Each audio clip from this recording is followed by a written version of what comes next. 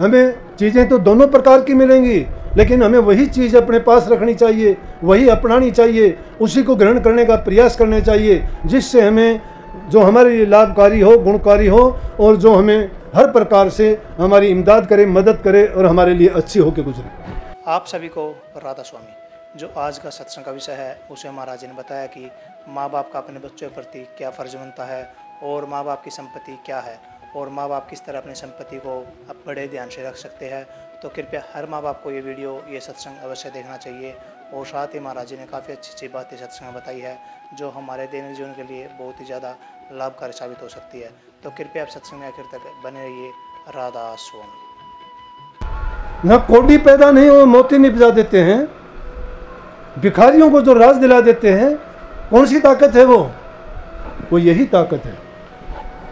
अपने मन के अंदर जैसे इंसान के ख्याल अच्छे नहीं हैं, जो लालच में बह जाता है, स्वार्थ में बह जाता है, वो दूसरे की निंदा करता है, बुराई करता है, बिना कुछ किए, बिना कमाए, वो जो चाहता है कि मुझे यूं ही कुछ मिलता रहे, मिलता रहेगा, गुजारा चल जाएगा, क्योंकि परमात्मा ने तुम्हें पैदा किया है, पेट दिया, पेट भरेगा वो आपका, भूखा तो नहीं मरने देगा, लेकिन तुम्हारे पाप कर्म से नहीं बचाएगा। पाप तुम्हारा इकट्ठा होता रहेगा और एक दिन आएगा वो पाप की सजा तो आपको ही भरनी पड़ेगी, क्योंकि कर्ज आपके सिर चढ़ता है, कर्ज आपको ही उतारना पड़ेगा, दूसरा कोई नहीं होगा। और जहाँ तक ये कर्ज की बात है ना, नानक साहब के 2 लड़के थे, श्रीचंद और लक्ष्मीचंद। श्रीचंद की शादी नहीं हुई, बड़ा था, लक्ष्मीचंद की शादी होगी, लेकिन वो आखेट खेलने के लिए जाते थे, सिख गुरुओं में थी कुछ ये, तो वो आखेट खेलने के लिए गया और शिकार मार के लेके आया श्रीचंद। शिकार घोड़े पर लटक रहा था, पीछे उसका कुत्ता था। श्रीचंद बहुत अच्छे विचारों का था। श्रीचंद ने जब देखा कि लक्ष्मीचंद शिकार करके आया है, कहने लगा ये गलत काम, ये पाप कर्म मत किया कर, ये पाप कर्म करेगा तुझे भोगने पड़ेंगे, तुझे कर्ज चुकाना पड़ेगा। बोले अच्छा, मुझे कर्ज चुकाना पड़ेगा? बोले हाँ। वैसे उनके दोनों के नाम से 2 मत चले। लक्ष्मीचंद ने ये कहा कि अच्छा मुझे कर्ज चुकाना पड़ेगा। बोले चलो ले पहले कर्ज ही चुका लेते हैं। अपनी पत्नी को बुलाया, एक लड़का था और उसके घोड़े पे उनको दोनों को बैठा कर आकाश की ओर उड़ चला। आकाश की ओर उड़ चला। जब श्रीचंद ने देखा कि ये तो मैंने बहुत गलत कर दिया, ये तो लड़के को भी ले गया, तो कहते हैं कि श्रीचंद ने अपना हाथ बढ़ा, कई योजन हाथ बढ़ा के लड़के को वापस खींच के लेके आया। मुझे पता तो नहीं है, लेकिन ये बात सुनी है मैंने।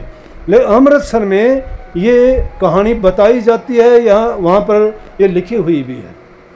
उस लड़के को वापस लेके आया। तो वो कर्म तो अपना सबको भोगना ही पड़ता, उसको कर्म से बचा नहीं जा सकता। उस कर्म से बचने के लिए तरीका एक ही है।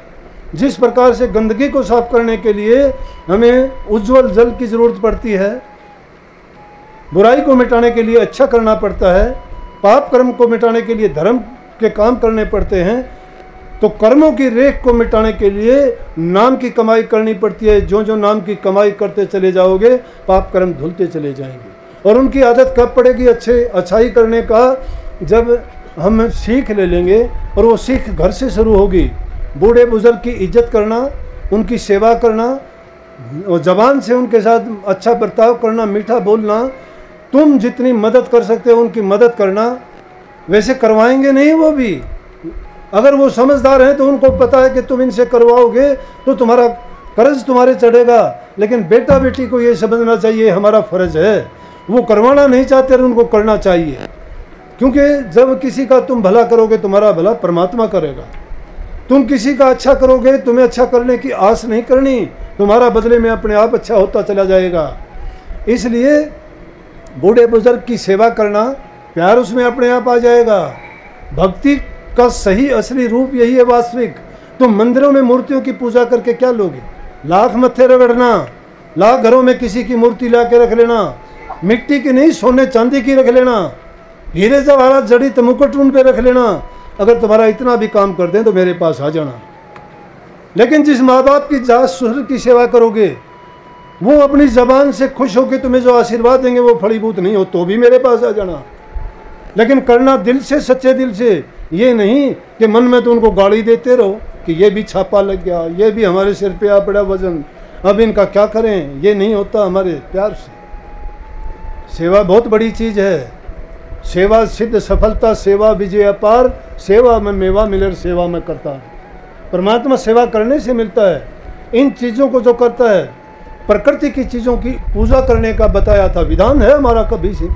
पेड़ों को पूजने का है, पीपल को पूजना, तुलसी को पूजना, बेल पत्तर के पत्तों के लिए उनके फूलों के हार बना के पूजा ही करनी है, पेड़ों की पूजा। लेकिन आज तो पेड़ों को काटा जा रहा है। उस डॉक्टर का एहसान मानते हो जो एक बोतल शीशी चढ़ा देता है तुम्हें ऑक्सीजन की, वो तुम्हें जीवन देता है। ये पेड़ तुम्हें ज़िंदगी, पूरी ज़िंदगी देते हैं और इनको काट के भगाते हो। ये ऑक्सीजन यही देते हैं। मरते हुए आदमी को ऑक्सीजन चढ़ाई जाती है, ऑक्सीजन की कमी होती है ना। डॉक्टर लोग बैठे होंगे, ऑक्सीजन दी जाती है, एक शीशी वो जीवन बचाने में कामयाब। ये रात दिन ऑक्सीजन देते हैं और उन्हीं को इंसान काटता है। पेड़ लगाओ, काटो मत। ज़्यादा से ज़्यादा पेड़ लगाओ, बरसात ज़्यादा करवाएंगे, वातावरण शुद्ध इनसे होगा, लकड़ी आपको मिलेंगी, दवाइयाँ इनसे मिलेंगी, जीवन इनसे मिलता है। सब कुछ लकड़ी का दिया हुआ है। पैदा हुए जब से लेके अंत समय तक लकड़ी हमारा साथ देती है। फिर क्यों इनके साथ दुश्मनी करते हैं? ज़्यादा से ज़्यादा पेड़ लगाओ। पानी को कब मैं कहने लगा था, आज से 15 साल पहले मैंने चेतावनी दी थी, याद हो तो आपको, सत्संग उठा के देख लेना। मैंने कहा था कि पानी का संरक्षण करो। उसके बचाने का सबसे अच्छा तरीका ये, घरों में एक छोटा कुआं बनाओ। जितना पानी तुम कंज्यूम करते हो वहीं ज़मीन में वापस डाल दो, वही पानी शुद्ध होके फिर आ जाएगा। लेकिन उस पानी को तुम ज़मीन से भी निकालते हो, नहर नदियों का पानी भी लेके बर्बाद करते हो। जो किसी एक बार प्रयोग किया, वो गाड़ियों में कहीं ऐसे ही कीचड़ मिट्टी में पड़ के वो पानी बर्बाद हो जाता है। और आगे के लिए कहते हैं कि आने वाले टाइम में ऐसा होगा कि लोगों को पीने का पानी भी नहीं मिलेगा। तो इन चीज़ों की ज़रूरत है। भ्रूण हत्या जैसा पाप के लिए देखो क्या है, क्या हालत है।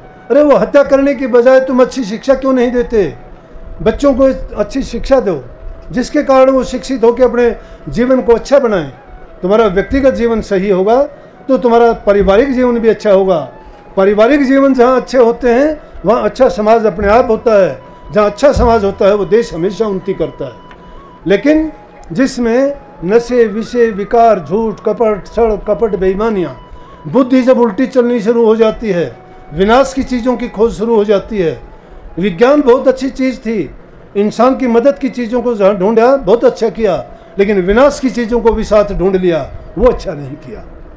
इसलिए हमें चीज़ें तो दोनों प्रकार की मिलेंगी, लेकिन हमें वही चीज़ अपने पास रखनी चाहिए, वही अपनानी चाहिए, उसी को ग्रहण करने का प्रयास करना चाहिए, जिससे हमें जो हमारे लिए लाभकारी हो, गुणकारी हो और जो हमें हर प्रकार से हमारी इमदाद करे, मदद करे और हमारे लिए अच्छी होकर गुजरे।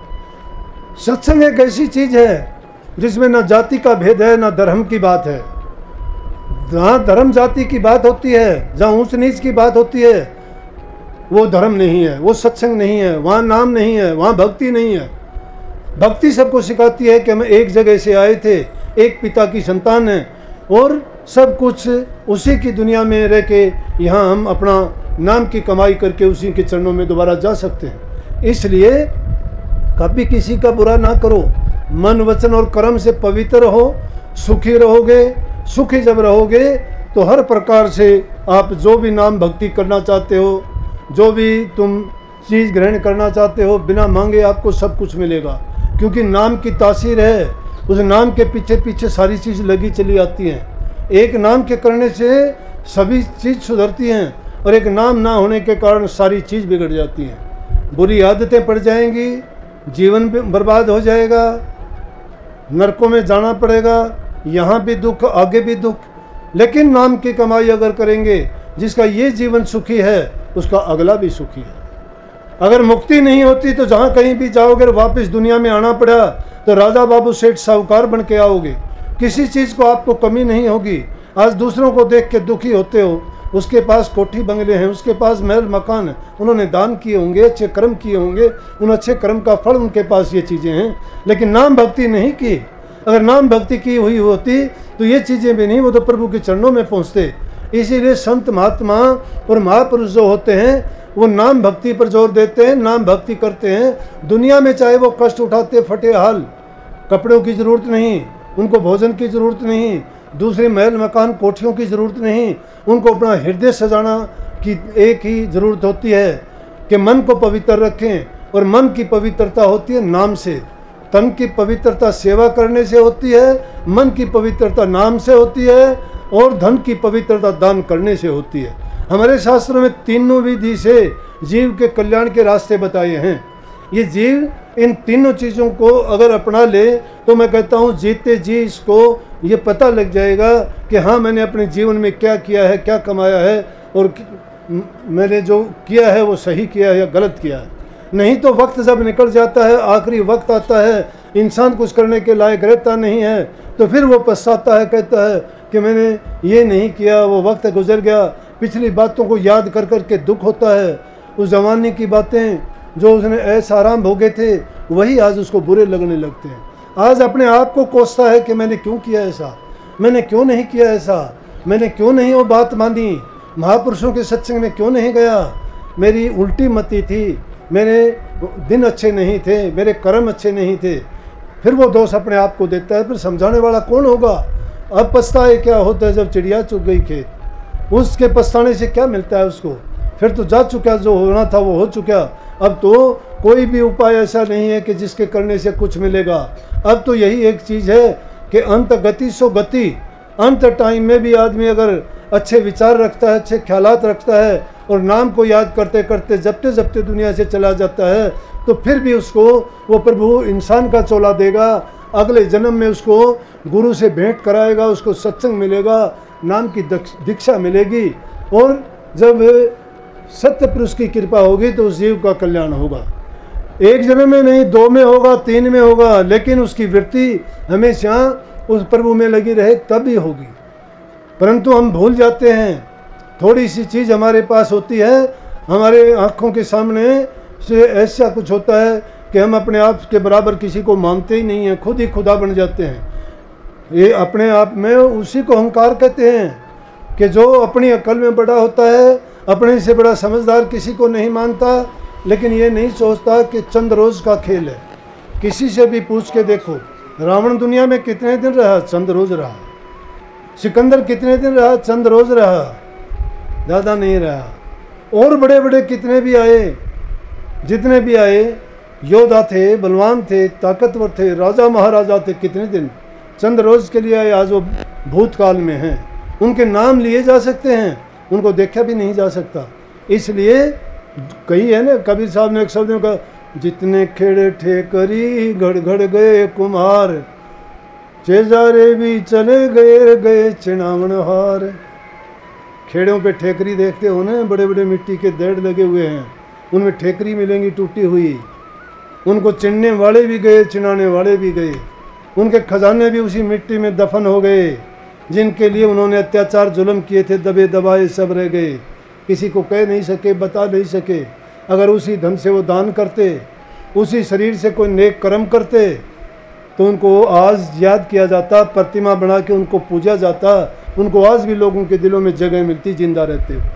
लेकिन पाप कर्म करके, बुरे कर्म करके जिन्होंने जीवन को बर्बाद किया, उन पे आज भी लोग आग लगाते हैं, आज भी उनके मरने पर खुशी मनाते हैं। कहीं हिरणा होड़का को जलाते हो तो कहीं रावण को आग लगाते हो, लेकिन अच्छा करने वाले रामचंद्र जी को बिना अयोध्या में आए आज भी दीप जला के आप खुशी मनाते हो और मिठाइयाँ खिलाते हो। इसलिए अच्छे शुभ कर्म करो, नेक कर्म करो। नेकी के बराबर कोई चीज़ नहीं है। जो नेकी करता है, दूसरे की भलाई करता है, परोपकार के काम करता है, यही धर्म है। और यही आपको भक्ति के रास्ते पे, गुरु भक्ति यही करवा सकता है। और जिसके पल्ले नाम है उसके हैं सब सिद्ध, हाथ जोड़े खड़ी रह आठ सिद्धि नो नित। जिसके पल्ले नाम है उसके सारे सिद्ध हैं, सब काम उसके सिद्ध हैं। मालिक आप सबको भक्ति दे, आपके ख्यालात विचार शुद्ध और पवित्र बनाए, भक्ति में आपकी रुचि बढ़ाए, आपका जीवन शांति से बीते, सुखमय हो, आनंद से बीते। सबको बहुत बहुत आशीर्वाद। राधा स्वामी। सत्संग को पूरा सुनने के लिए आपका बहुत बहुत धन्यवाद। हम आशा करते हैं आपने सत्संग को बड़ा ही ध्यान से सुना होगा। कृपया सत्संग में जो जो बातें बताई है, जैसे कि हर माँ बाप को अपने बच्चे की तरफ ध्यान अवश्य देना चाहिए, उनको सुधारने के अवश्य प्रयास करने चाहिए, और साथ ही हमें अच्छे कर्म करने चाहिए ताकि लोग हमें अच्छा ही में याद करें। और अगर आपको सत्संग बहुत अच्छा लगा तो कमेंट में राधा स्वामी लिखकर पुण्य भागीदार अवश्य बनिए। राधा स्वामी।